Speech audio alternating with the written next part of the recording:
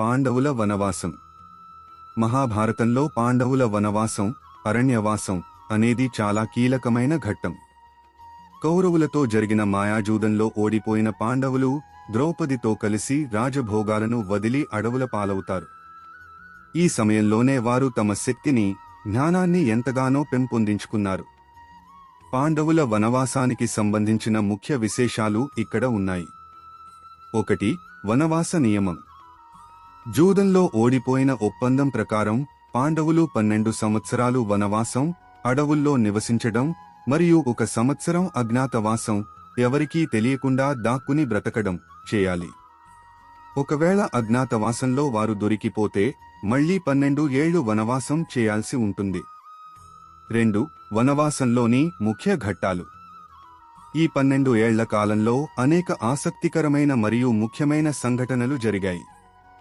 అక్షయపాత్ర. అడవిలో తమను చూడటానికి వచ్చే మునులకు, అతిథులకు భోజనం పెట్టడానికి ధర్మరాజు సూర్య భగవానుడిని ప్రార్థించి అక్షయపాత్రను పొందుతాడు. ద్రౌపది భోజనం చేసేంతవరకు ఆ పాత్రలో ఆహారం ఎప్పుడూ తరగదు.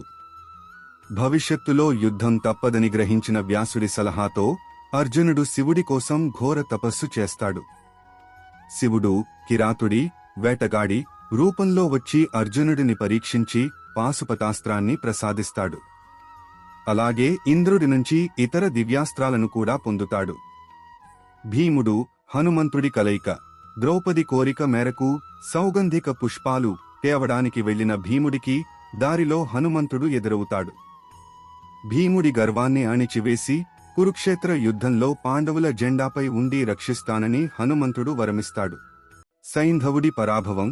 కౌరవుల సోదరి దుస్సల భర్త అయిన సైంధవుడు, జయద్రథుడు పాండవులు లేని సమయం చూసి ద్రౌపదిని అపహరించడానికి ప్రయత్నిస్తాడు.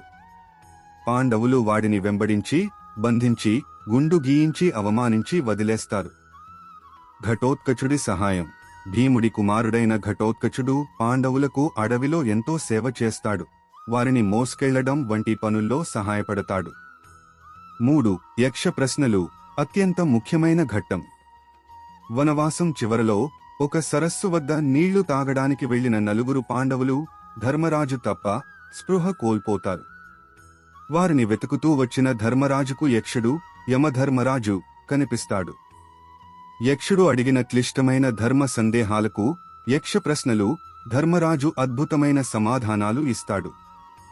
ధర్మరాజు విజ్ఞతకు మెచ్చి యక్షుడు పాండవులందరినీ బ్రతికించడమే కాకుండా రాబోయే అజ్ఞాతవాసం విజయవంతం అవుతుందని వరమిస్తాడు. ఈ కాలం యొక్క ప్రాముఖ్యత. వనవాసం పాండవులకు కష్టకాలమే అయినప్పటికీ అది వారికి జ్ఞాన సముపార్జన మరియు శక్తి సంపాదన కాలంగా మారింది.